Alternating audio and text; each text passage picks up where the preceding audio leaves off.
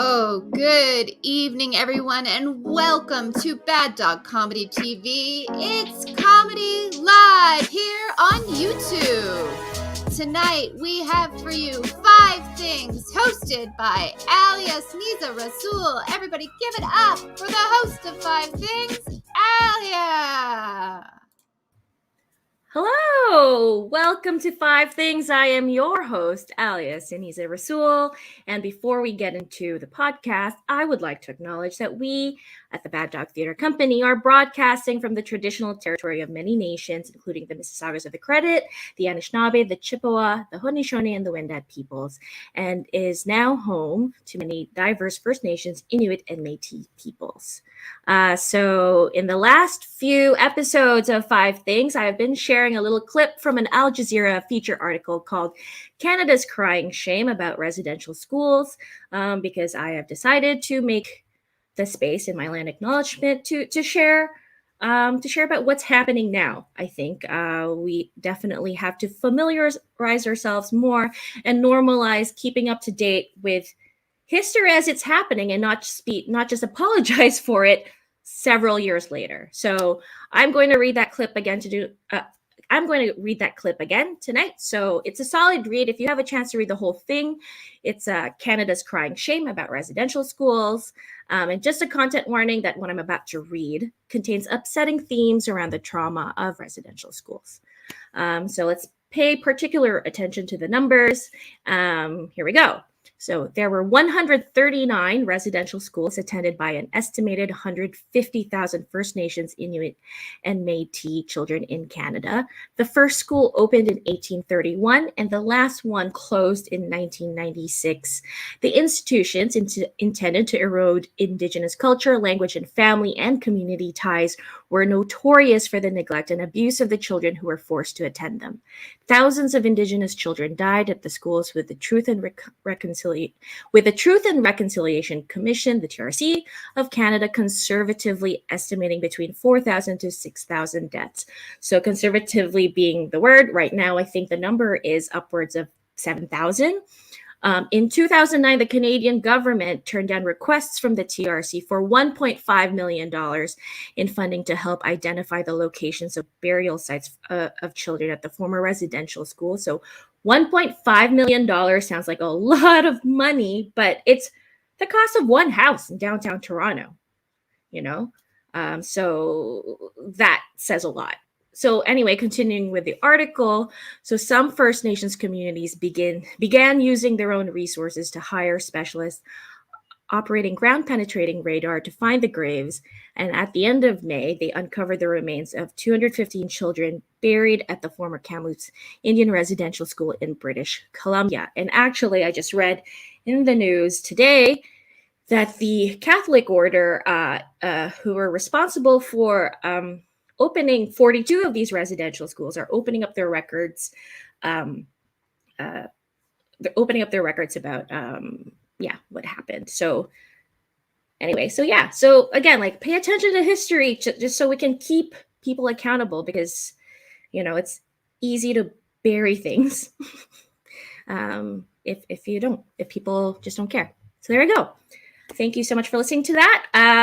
On to the show. So this season of 5 Things is hosted by me, Alia Rasul, and I am going to be talking to some of my favorite people, some of the best and brightest stars in comedy, and we are going to dig into the stories and the gossip and personality behind their jokes. So we have some of my most famous friends, and I have a lot of famous friends, humble brag, coming on this season, and so you make sure that you hit like and subscribe, just so that you don't miss any of them. 5 Things is based on an improv warm-up game. So Bad Dog is an improv theater, and I learned improv there. So let's get out of our heads and warm up. Shannon, our wonderful tech and producer, could you kindly give me a suggestion for 5 things so I can warm up? Yeah, absolutely. 5 books. Ooh, 5 books. Oh my gosh. Okay, well, 5. The first book that comes to mind is Crosshairs, which is an amazing book written by Catherine Hernandez. It talks about the the end of the world. And it's based in Toronto. And Catherine Hernandez was actually a guest on this podcast like 2 episodes ago. So make sure you check that out. So Crosshairs. Number 2, one of my favorite things about myself is that I was named after a character in a sci-fi novel, and that novel is Dune, which is Timothée Chalamet's on that. And I haven't seen it yet, but yeah, people often ask me which character I'm named after. Yeah, it's Alia. Number 3, the first book that I ever read was Charley and the Chocolate Factory. It was the first book that I took in a corner and read from cover to cover and felt like such a grown-up. Was like, whoa, it's not like it's like a proper adult novel, this Roald Dahl book. So Charley and the Chocolate Factory. Number 4 is I don't know why I can't get this out of my head, but there's this book called the 50 laws or whatever, the 52 laws of power, maybe 40, doesn't matter. And it's very Machiavellian, but it's in my brain because that's where I keep $500 US. So I think about that book a lot. I'm like, oh no, where is that book? But I don't actually particularly love the lessons of it, but I just put my money in there. And number 5, I wrote a book. Okay, I wrote a book. It's called Super Important Filipina Thoughts. So buy it. Please. So that's 5 things. Thanks so much, Shannon. Okay, now that we're warmed up, I am so excited to introduce my guest tonight. So this person, we basically talk every day, so we're very, very warmed up to have a conversation. Our guest tonight is Ophira Calof, who's a multi-award winning disabled writer, performer, and producer. Her work weaves together music, comedy, and storytelling, centering disability and chronic illness experience. They co-created the sketch comedy review Generally Hospital with me, woo, and other people, but it's us 2 tonight, so let's focus on them. Which is a Canadian Comedy Award nominated show. It won the Patrons Pick at the Fringe Festival. It also won the David Sigan Memorial Award. And she also wrote Literally Titanium, which was developed through the Buddies in Bad Times Emerging Creators Unit before premiering at the 2020 Next Stage Theatre Festival. And also just an amazing all-around comedy person who I love medium. Just kidding. Love a lot. There you go, Ophira. You have it on record that I... Let's bring up Ophira Calof. Hello. Hello. I mean, I recorded that. I know. And so I'm really just going to play that clip back quite a lot. I know. After what? 5 years of me saying that I love you medium, we got to I love you a lot. And that is, I don't have to get you a Christmas present. So there you go. Done. It's true. I think you're done forever. Done really forever. Yeah. How are you? Thank you so much for joining the show. Thank you for having me. I'm good. How are you doing? I'm doing great. Today has been, I think during December is such a wild time where you're always kind of trying to wrap things up because there's going to be this amazing holiday at the end because we assume 2 weeks is going to go on forever and ever and ever. So we take on this amount of work that is really a month's work and try to do it in 2 weeks when it's darker, it's colder. So that is just generally my energy, feeling really hectic, a little bit cold, but also looking forward to the holidays, I guess. Yeah. I really don't understand why we didn't adopt the bear hibernation thing. Because I don't know, every instinct's in my mind this morning and every morning for the past few days, it's been so dark. And I just think and no, we don't do this. We do not get up and greet the day. We burrow into covers and stay cozy. That just makes sense. I know. Humans just learn from bears. Honestly, humans. Anyway, well, speaking of cold things, I want to get into thing number 1 because despite it being freezing, you managed to pull off this amazing public art piece, installation, series of things. what would you call it? So display, like, do you want to tell us a little bit about display? And I would love to. I think you described it perfectly. It's the kind of thing that it's multimedia. So yeah, public art, it involves like visual arts and narration and music and things all wrapped up in a 10-minute long piece that was projected onto exterior building walls throughout the city.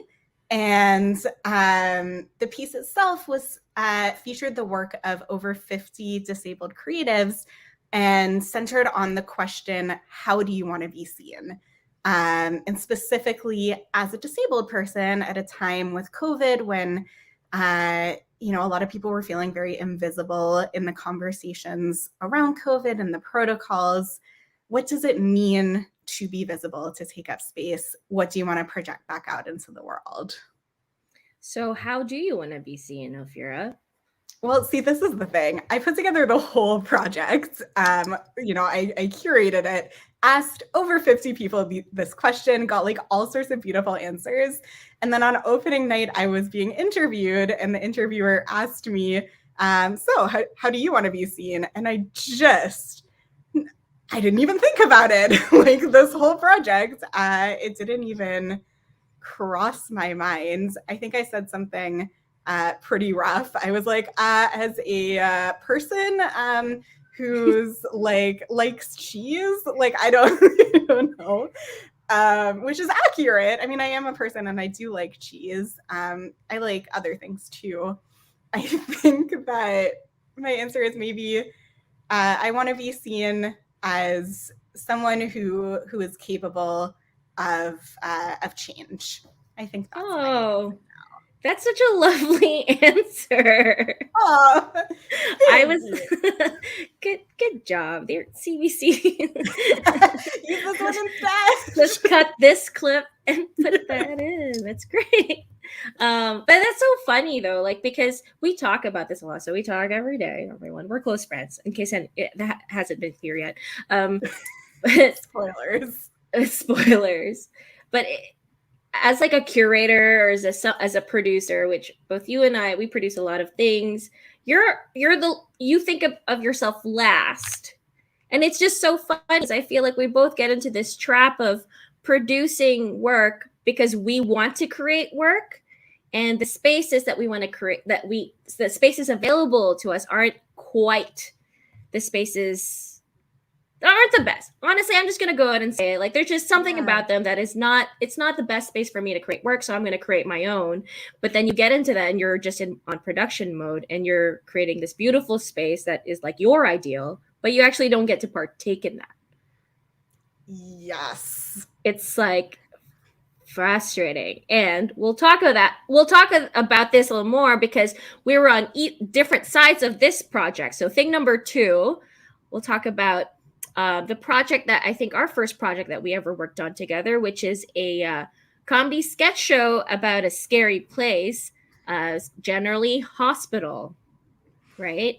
And you were the producer, and this was the first project in my entire life where I got to hop on just as an artist.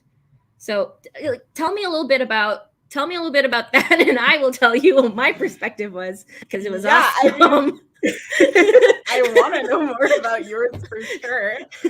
I think that was my first. It wasn't my first time producing, but it was my first time. It was my first time producing a Fringe show, so it was definitely, which I think is a specific experience.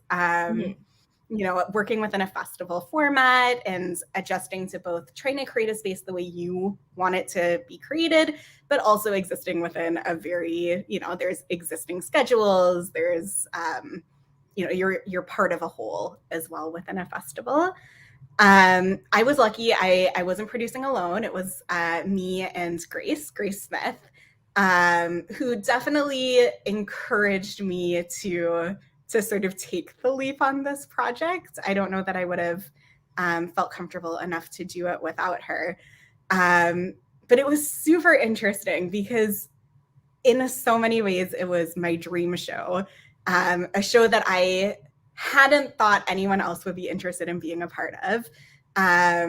it was a sketch show about a hospital that we sung a bunch in. Like, truly, at the time, I just felt like, oh, that's too decadent. Like, that's what I want to do, but nobody else is going to want to do that. No one else is going to want to see that. And so it felt so exciting to have people be excited about the idea and want to come on board the team, which was like a huge boost off the top.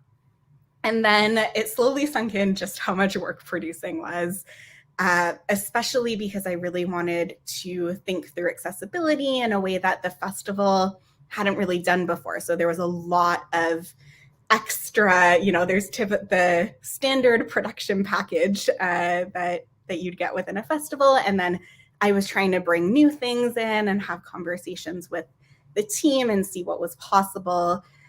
And yeah, it turned into a much bigger endeavor than I thought. I learned a lot. I was lucky that like the team was amazing. And we were all fairly new to the space, and the audience was amazingly receptive by the time we got to the performance itself. And so there definitely was an element of magic. But I was also fully exhausted throughout the creation and the performance of it. Yeah. And shout out to Grace and shout out to Sabrina and Devin as well, who rounded out that amazing team. My experience of that was like you had asked me on just to be an artist, and I was blown away at how much fun a place could be when you weren't on the hook really and it's still, even then, like that was what, 2018. It's still rare. It's still rare for me. Oftentimes, yeah, like I think once you also get spoiled. I think like once you learn how to create your space and once you know like you have a process that you prefer, it's just easier for you to make your own projects, which is like display was like going back to display a little bit, which display is quite a unique project. And, like how amazing would it be for someone to invite me to do a project like that? But at the same time, some of the projects in my head are in my head. I did do display. You did display. I kind of mix the things up, but, right. So yeah. I don't know. For sure. Yeah. I guess the moral of the story is love your producers and don't be love your producers. They're artists too. Yeah. Also find your producers, I think. Because I think for me, like a big problem is I just have very serious trust issues for good reason, I would think. But in order to be able to feel like an artist and be able to feel comfortable in a space, I need that space to have a certain amount of framework to it, a certain amount of, for me, flexibility and, nice feelings overall. I think that's a fair thing to want in a creative space. And so it means that it becomes really important who's on your team. Yeah. Yeah. And we've worked together on multiple things since, and you've, like in various degrees and worked with different members of that team. So yeah, that I actually like, it's funny. No, it's not funny. What am I saying? But like, so the story starts here now. I learned a lot about producing by being a part of Generally Hospital. I don't think I could have ever imagined producing any show. But when I saw Generally Hospital, and obviously I appreciate and recognize all of the hard work. And maybe I actually probably wasn't, I think at the time was not aware really of how hard it really is. But that show really empowered me because you were so good. You and Grace were so good about being transparent about the process, which is really rare, I'm finding. Because there's something about like keeping it as like smoke and mirrors that kind of disempowers artists from, I think like when you hide the process from someone, kind of disempowers folks from advocating for themselves and learning as well. So because you were so clear about the process, I learned a lot and have since produced shows. I don't think I produced shows before Generally Hospital. Interesting. I feel Actually, like you must have done a couple. no, I mean, I was a part of a collective, sure, but I was not the producer of that show, you know. So there you go. We may it may have been like a newbie, may have been a green team, and it's funny because people. This is what the funny part. I remember when we put out the posters and stuff. They're like, "Oh, who is this? Like this random sketch collective that none of us have ever heard of." Like all of the famous comedy people in our community were like, "Oh, they're not of the inner circle." And then we sold out because real people judged it. Real people judge it and not gatekeepers and cliques. And I'm going to say that here and now. So peace, everyone. But yeah, we have produced other things since. I'm not bitter. Anyway, so we have produced other things since. And so thing number 3 is Literally Titanium. And I want to talk about Literally Titanium because, you know, that was a really cool project. And that's sort of like, well, not the birth, but where Crypt the Script kind of came about. You know, tell us about Crypt the Script. Well, I would love to, but first I have to mention that Alia produced Literally Titanium, which was incredible, and gave me the opportunity. I was on the production team too, but it definitely gave me more of a chance to sit in the art part of it, which was just a very lovely, wonderful thing. That's very generous, but you were still very active production team member. I mean, for sure. Go on. Wax poetic about me. Forever and ever and ever. Yeah, I mean, I couldn't have done it alone. I think that's the big takeaway, and I thought I could at the beginning, and most certainly could not have. So I was very lucky to have you and Sabrina and everyone on the team making it happen. We kind of had this idea of a lot of previous productions, and even Generally Hospital to a certain extent. We created the show, and the show involves a lot of conversations about disability, and there were thoughts about accessibility throughout, but we kind of, at the end of the process, once the show was written, thought through making a relaxed version of the show for sort of a different sensory experience, incorporating ASL. And for Literally Titanium, after that experience, I started thinking about what would it mean to have a lot of these elements as part of the art. Because I think in Generally Hospital, we discovered that like when we changed our transitions from sketches to be a bit more relaxed, it opened up some like cool new feelings in the show. It changed the mood. When we had shadowing interpretation, it also changed that performance in a really cool, fun way. And so with that in mind, I really wanted to see what more was possible if the start of the show was grounded, you know, the initial creation was grounded in this idea of accessibility and access as part of the art itself.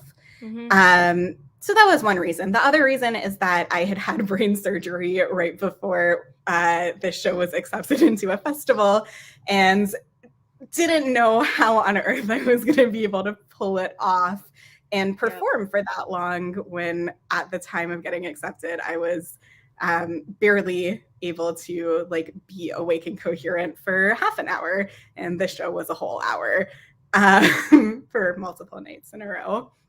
Yeah. So we had a lot of conversations about like, what does it mean to crypt the scripts? What does it mean to kind of center disability in this really, you know, not as an add-on, not as a negative, as a creative possibility from the beginning of our process, and folding that through the writing of the show, the content of the show, the production team, the marketing and outreach, and ultimately the final piece, an audience experience.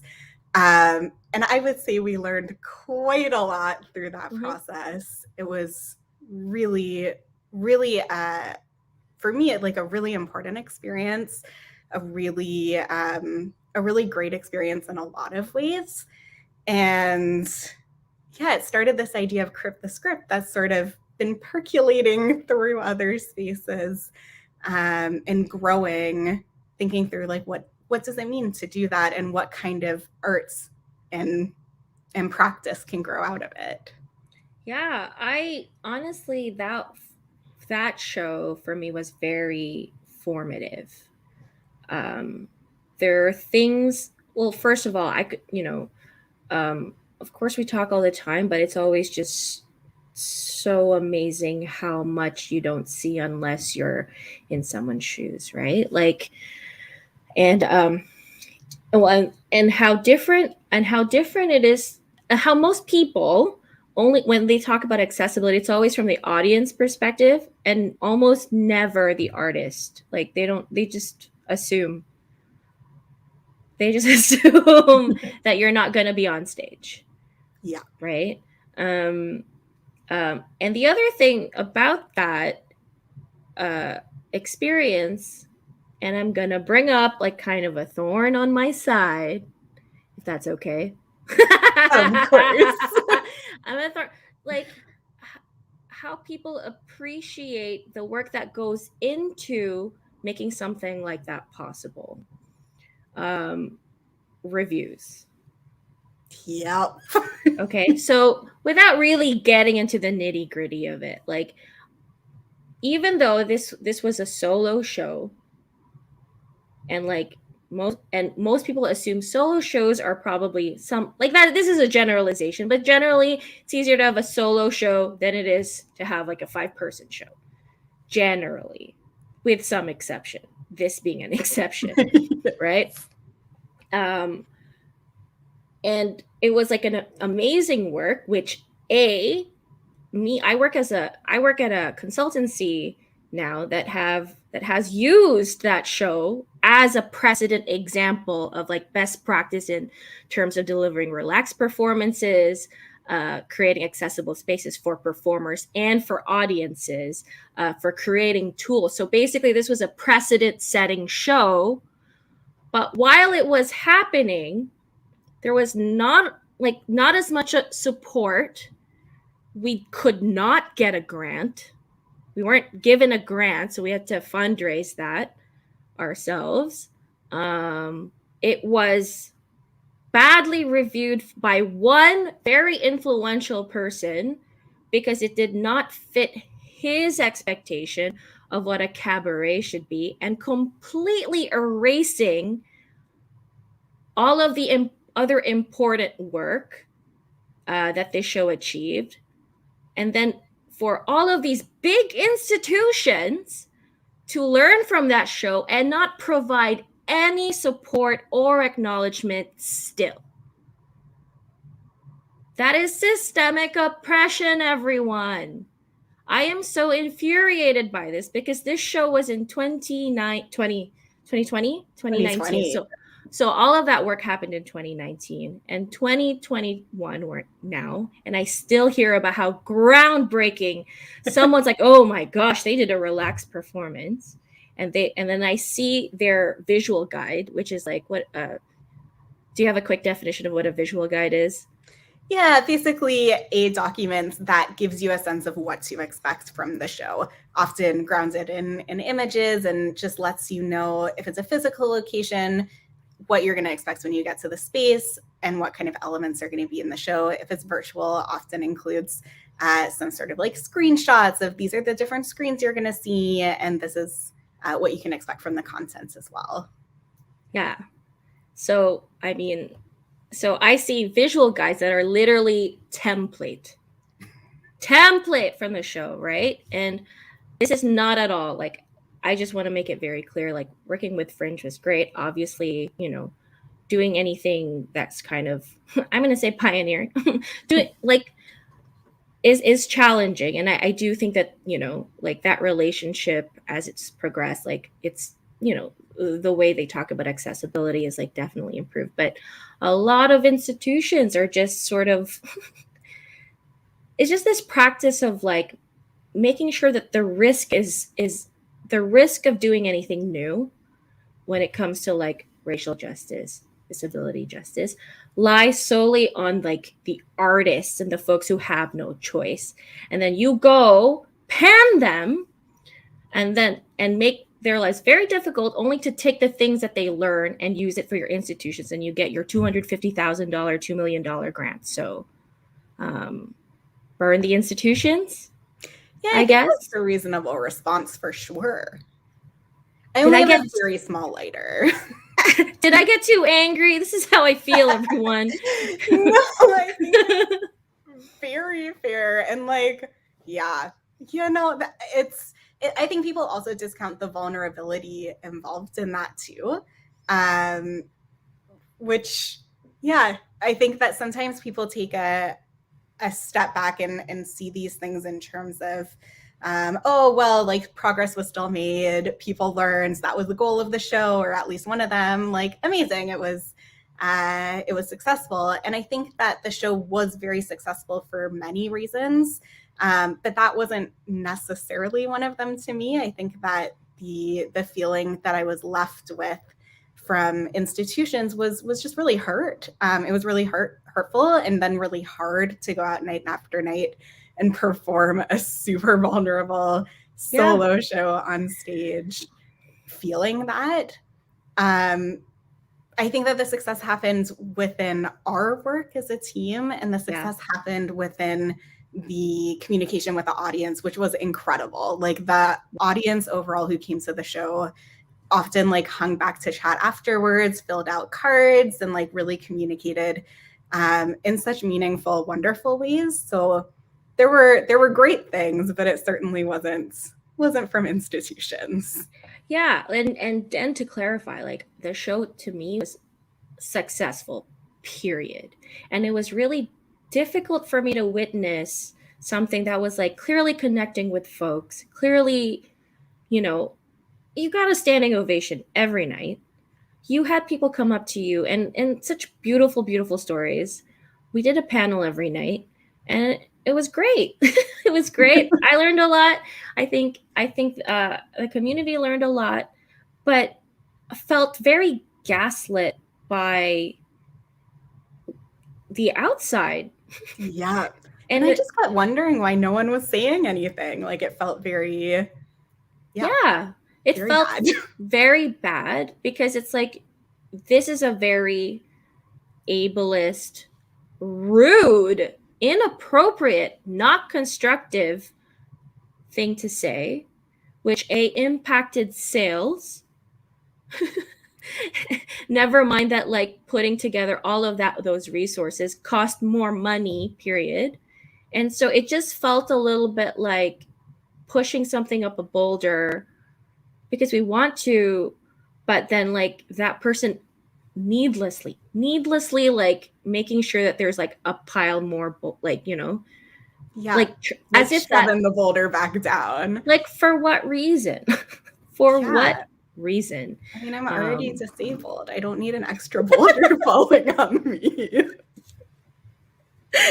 And I have no upper body strength. Yeah, like, what? We are not the people to don't do that. On. No, you know. So yeah, but I'm so proud. That is one of the most. I'm so proud of that show. I hope we put it up again. Yeah, but like, actually, thing number 4, and we're going to talk about it a little bit more, is exhaustion. We talk about exhaustion all the time, and we're always making fun of each other because at the end of most conversations, we're like, okay, Alia, like, we're gonna do self-care. And then I'm like, Ophira, you're not gonna take on any other projects, and we're going to just rest. Mm-hmm. And then the next phone call, it's usually like, hey, guess what I just did? What? I took on another project. And like, let's be real, it's never I took on another project. It's I took on 2 projects. Whoops. What are we doing? Why do we do this? Capitalism? Tell me more. What is this capitalism of which you speak?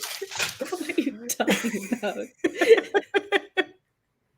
Oh, you know, I deliver workshops on like crypt the script, finding different ways of doing things, like, you know, really prioritizing your body and your needs and the ways of working that actually feed you and work for you.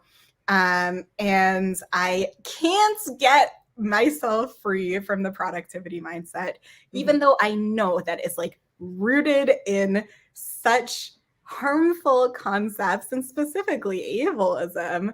And yet, here I am. Somebody says, here's an opportunity. And I'm like, oh my goodness, yes, please, 1000%. Like, here I am. Yeah, I'll just rearrange my life for this. No problem. Thank you so much for thinking of me. Yep. Yeah, I don't know why. It's just like in me. I know intellectually that capitalism bad.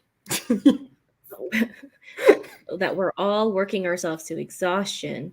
But I can't help the feeling that I'm in this race. And the thing that I always have, like now that I'm in my 30s and have a world of wisdom, tell me more. This is just the thought that I keep. Like, I am so tired, because I need to have multiple jobs to pay the rent and live the life that I want to live, and I need to be able to produce my own shows so that I'm not bound to institutional like oppression and honestly mediocrity. Well, they're not doing anything innovative, right? So, wow, I got what was I saying?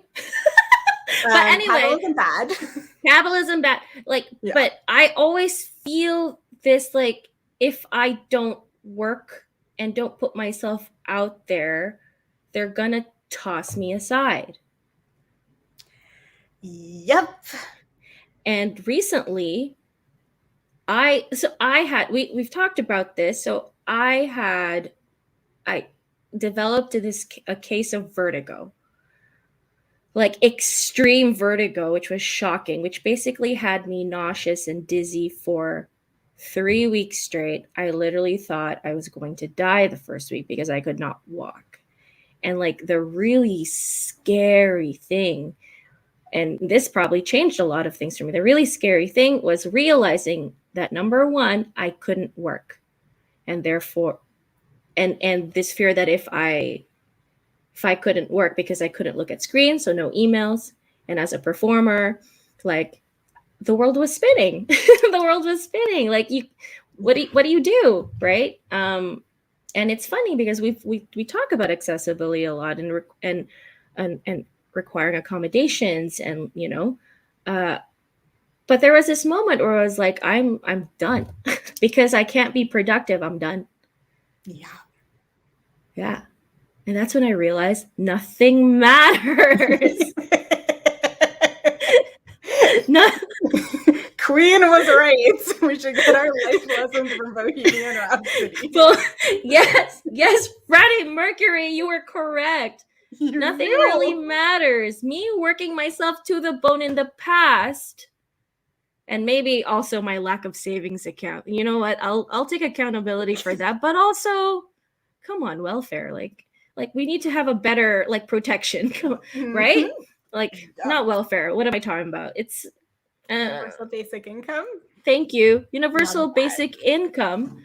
But I literally, there was a moment I was like, I'm not prepared for this. I'm screwed. Yeah. And that was scary. I was like, damn. Yeah. I think people have this idea that like people are like fully abled, and then there are some people who are disabled and like, oh yeah, that's probably hard, but like they're used to it and they know, and we can just ask them their access needs and we can just work that in and that's it. And like there's no acknowledgement for the fact that bodies are weird. They do weird things. My particular disability, I've technically had my whole life, but it didn't really affect me until I was much older and I didn't know about it. So all of a sudden I was in my first year of university and I one day extreme head pain, couldn't read, couldn't lift my hands to wash my hair, couldn't speak properly, like just everything went, and I was in the middle of classes. And there were no recourses. In order to access student services, you have to have been experiencing symptoms for up to 3 months. Well, if I was like this for 3 months, I guess I was out of school. I had no coping strategies because this was brand new to me. I didn't know if it was temporary or if it was long term. I assumed it was temporary, but I had no idea. And thought I was dying in a similar situation, and just had absolutely no concept that that could happen to someone. And my only thought at that point was like, I have to find a way to get through school. Like I can't stop studying, because if I can't work towards school, then that's going to delay me a year, and then my scholarship's going to run out, and then I won't have enough money to be here. And then, you know, what am I going to do? What am I going to do? What am I going to do? And eventually pushed myself to getting a lot of injuries that made my disability quite a bit worse than maybe it might have ended up, because I was just trying so hard to hold on to the things I thought I was supposed to do, like productivity. And I think that's like an alarmingly common experience, and so unfortunate. Yeah. It was really, you know, I don't know. I'm still processing that, like just not knowing if I could make rent. Yeah. And that will do things to you. And the beautiful thing about that is like it puts a lot of things in perspective, which is like kind of like a gross, like, well, put things in perspective, right? But honestly, we talk about mutual aid and interdependency a lot. And that is the only reason I survived that and felt like towards the end, like I could move forward. So I'm really lucky, and I'm a really privileged person that I have a support network who, like, because this happened when I was traveling Niagara Falls, and I happen to have a group of people who care about me and have their resources to be able to, like, I couldn't take the train back. So they had to drive me. I could do that. They fed me. They had relatives who were doctors and nurses who looked out for me. And then my boss, who is this amazing person who even though she's my employer, also kind of works outside of capitalism in her way. She's like, you are taking paid leave. And she didn't have, most companies I worked for in the past would just be like, wouldn't be that understanding, you know? And if I, you know, and yeah, it's that community. It's like that collective that you build around yourself. And yeah, interdependency, my friends. So what is interdependency? Oh my goodness, my favorite word. I mean, it's literally that. The idea that, you know, we value independence so much as a society. And it comes up a lot in disability too, like finding ways to be independent, which ultimately is just not really a thing. No human's fully independent. If I smashed my laptop, I definitely could not put it back together. No clue. I don't grow my own food. I don't make my own clothes. And for me, beyond that, you know, I have a number of things that I rely on people for. I'm not very good at lifting things, but that's cool. Other people are. And as opposed to framing things as fully independent or completely dependent, which, fun fact, that's how a lot of government programs define disabled folks, are dependents. It takes the idea of an interdependent way of being where we all need things and we all have things that we have to offer, and not in a transactional way, not in a like, I do this for you, so you do that for me, but in a like, here are some things I can put out into the world, here are some things other people can, and together we can collectively form a web that holds all of us and that has space for us. I have to shout out, speaking of mutual aid and interdependence, that time when I had 3 days where I could not sit up in bed at all.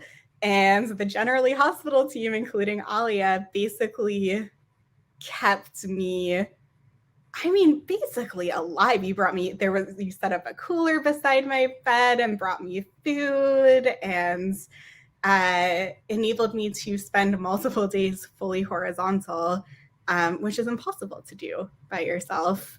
That was pretty great. Yeah. You know what? Sketch collectives, when you get them right, they're pretty great. They're pretty great. And like, there is a lot of power in like those small collectives. I think, sketch troupes have a lot of history of just like drama. But yeah, they become family and communities. And it's funny too, because even though we've worked together in the past, I think the thing that I value the most about our friendship is I can ask you to come on my podcast and it will be awesome and great. But also that like we could just talk to each other. Like, I think we're trying our very best to not work with each other anymore and just be friends. And there is an important value to that, because that is a source of resilience. So that is like interdependence for me, like a big source of and a lot of my comedy friends that I've, maybe we've met through working together are now just my comedy friends that I can nerd about comedy with. Yeah, and laugh. Laughter's nice. I like laughter overall. Laughter's amazing. That's why we're in this, which is why it's like all of this other stuff is like, why do we have to get through all this stuff first? Which is, we tried to not talk about this in the podcast. Here we go. We have 10 minutes left. But like, just to get to like, hey, what's your favorite sketch on Monty Python? It's just nice to be in a collective where that other person already knows like the complexities of life without, and so that when you talk about comedy, you're not gonna have to worry about them saying something really shitty or upsetting. And if that happens, you've invested enough in that relationship to be like, you said something shitty. Based on our relationship, I know that, you're not a dangerous person. So I'm going to tell you. And if you're upset about it, sit by yourself. But then otherwise, I'll call you tomorrow. But we could just go in and be like, man, what's that show that we hate right now? No, I'm kidding. Or like, for example, we could talk about like a live show and be like, oh my gosh, like just this comedic piece, as opposed to, well, we still do this. We're like, they still did a bunch of shitty things, which is a lot of shows are still doing shitty things. Why are you doing shitty things? It's 2021. But we can get into it without having to get through all of that, even though this podcast is a complete example of the opposite. I swear. We talk about TV a lot. That's a thing we talk about. All right. Well, thing number 5, let's talk about TV. Funny TV. Tell me more. Expand. No, you're the guest. No. Well, I guess I should prompt you. That would be good. Yeah. I mean, both of us are trying to do TV things right now, and TV comedy is really funny. Because honestly, as much as we complain about theater, TV, you're behind, my friends. Yep. Like, what? You have all of the money. $5 billion industry in Toronto, and you go on a set or watch a show or read a script. It's like, what are you doing? Yeah. Okay, but also theater has like actual constraints of timeline of like liveness. TV, you do the work before it airs. So why can't things also be constructed in a way that feel a little bit better for everyone. You have all the money and all the time. Yeah, it's true. Very confusing. You know, maybe spend a little less money on your sound effects and spend a little more budget on being less shitty. This industry that we're trying to break through. Hello, please like us. Hey, you know, I already burnt all my bridges in the theater industry. I've got a whole new industry to burn, like queen of burning bridges. Whatever. Nothing matters, right? Anyone can see. You know, nothing really. But anyway, TV. What TV do we like? I don't know. You just gave me your Disney Plus password, so I'm very excited to dive in. Well, tell us about. Can you talk about your TV project? Ooh, that's a good question. Not really. And that makes it sound like it's more real than it currently is. Oh, it's very real. It's very real. But I can say in general terms, like I am working in general on just writing TV that isn't ableist and is also funny. Which sounds like, you know, yeah, that sounds like it should be pretty easy. And in a lot of ways it is. But so many conventions of storytelling, specifically within TV around disability, tie into ableist tropes that it's been quite neat to get to write about disability without it being some form of like inspirational overcoming narrative, and just letting people be and be silly and be human and be real. Has just been a lot of fun. You know, one of my favorite things about that make me laugh a lot is I remember you brought up the Writers Guild report, which has literally like 0% of the writers in writers' room are disabled or identified 0.3. 0.3%. Okay. Fair to this 0.3. And of the writers in writers' room, everyone is like very much an intro level, but again, 0.3 in the entirety of the Canadian TV landscape. Okay, and then the CFC, shout out to the CFC. I'm trying to get in one of your programs, just kidding.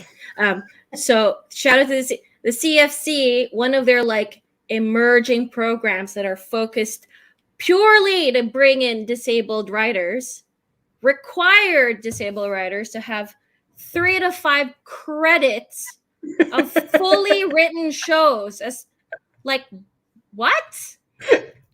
Shout out also that when I pointed this out, y'all ignored me. So yeah, it's very rude. I don't know. People like to ignore me. Also, shout out to a festival that put like a. Never mind. I'm not gonna say anything. Forget it. No, it's fine. Everyone's just gonna have to guess. Just guess. It's in a very flat area. Anyway, go on. So, so that's that's the stuff that's making me laugh. Yeah, it's very ironic when people want credits after acknowledging that literally no one has those credits, and that's the reason why programs like this are potentially important. Irony. I know. I mean, whatever. Nothing matters. Nothing really matters. Yeah, do what you want. Build your own communes. Like, that's really what we're trying to say. That's socialism. Yeah, as long as it has a pool, I really want to go swimming. I mean, we're building a whole village, and like the middle part is a pool, and yeah, that also sometimes doubles as a stage depending on the mood. Yeah, agreed. So in the past, I've done like to end this podcast, I do a lightning round. Okay. But maybe let's just like there we go, lightning round. But let's just like, let's just build the most perfect village in our brains through lightning.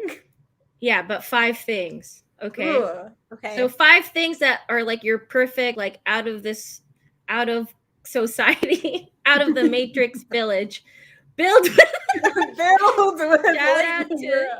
shout out to Shannon Lahaie, folks, one of the most talented producers out there. Hire. Yes. Anyway, so yes, okay, go. Number 1.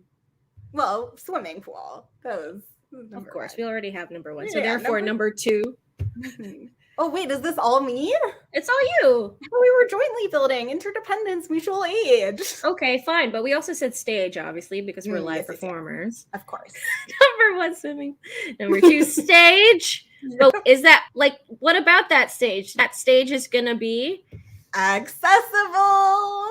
It's going to be accessible. Do you remember when a certain festival built a temporary stage and that was also not accessible? Like, you built it. You wait. Remember when I just brought my wheelchair beside that stage and pretended that I was on it, but I was actually beside it? Oh, everyone felt the tension. It's like seared in my brain. Number moment. 3, what else do you want in this like perfect village? I mean, okay, I understand that we've been talking about like real constructible things, but I just want to take a moment to make sure that we have like copious amounts of brie on the site. Thank goodness. I'm so glad you remembered that. Yeah, brie, the original cheesecake, everybody. Because it's like, it looks, anyway, it looks like a cake. It looks like a cheese. Mm-hmm. Yeah. No, yes. Accurate. Very accurate. Number 4. I mean, I would love to have like a farm. I think a farm is nice. Oh, that's so lovely. Yeah. Yes. Mm-hmm. And then number 5, a magical genie. Oh, of course. Yeah. So no, obviously. Yeah. We will never want for anything. Yeah. I was going to say like some form of transportation or like beds or, something like that. But I think that all of that would be covered by the genie. This is, of course, this is literally that, like, you get 3 wishes. First wish. Yes. Unlimited wishes. Yes, the genie can do all the rest, Shannon. Yes. So isn't that such a perfect world? Only needed 5 things, so it's true. And honestly, we could probably do it with 1. Honestly, folks, hey, an election's coming up, and if a genie is not on the platform of any of those candidates, I will just be critical. Mm-hmm. Yeah, obviously nothing matters, so I won't be too invested, but I will be vote for genie. Vote for genie. All right. Well, on that note, what a perfect podcast. Thank you so much, Ophira, for joining us for a particularly spicy 5 Things episode at Bad Dog Comedy TV. What's next, Ophira? What are you working on next? Oh, I mean, I'm trying to have a vacation, so that's like my main goal and priority. Right, that's it. Ophira is having a vacation. We're very, very, very invested in rest. It's been a while. Yeah, I know. Don't work on any more things.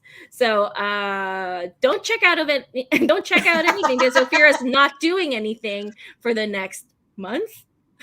Oh my goodness. I don't know if I'll be that successful. Just kidding. Check out Ophira's stuff at ophira.ca.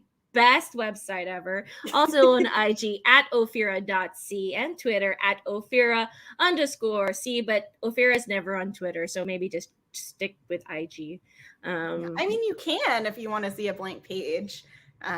That's true. That might be very restful. exciting. Calming. That's for sure. That's our goal. Yeah, rest. We love rest. And if you haven't yet, if you haven't yet and, you happen to be resting and you want to watch more stuff, check out the cool programming Bad Dog has coming your way. So subscribe to this channel. And if you'd like to support the show, consider donating to www.baddogtheater.com/5things.